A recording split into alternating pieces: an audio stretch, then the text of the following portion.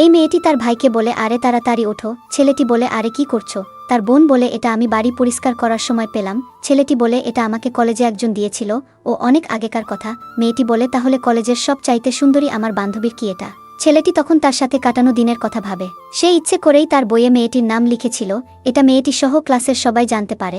কলেজের শেষ সময়ে ছেলেটি তার মনের কথাগুলো কাগজে লিখে তাকে দিতে গিয়ে দিতে পারে না, কিন্তু মেয়েটি তার সাথে ছবি তুলে তাকে ওই ভালোবাসার কাগজটি দিয়েছিল। তারপরে তার বোন বলে, তুই তাকে ভালোবাসিস বলতেছিস না কেন? ছেলেটি বলে, বলবো কিভাবে? তারপরে থেকেই তার সাথে আমার কোনো যোগাযোগই নাই। কিন্তু তার বোন তাকে কোনো সময় ঠিক থাকতে দিত না। সে সব সময় তার কাছে যাওয়ার জন্য বিরক্ত করতেই থাকতো।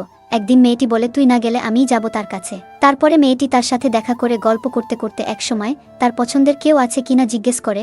মেয়েটি বলে, আমি কলেজে থাকতে একজনের প্রতি ক্রাশ ছিল, কিন্তু সে মনে হয় আমার দেওয়া চিঠি কখনো দেখেইনি। মেয়েটি তখন বলে, এটা কি সেটা ছিল? সে বলে, এটা তোর কাছে কেন? মেয়েটি তখন তার ভাইকে দেখিয়ে দেয়। এখনকার ভাইয়েরা শুধু ছোট বোনের বান্ধবীদের দেখলেই প্রেমে পড়তে চায়। কি বলেন আপনারা?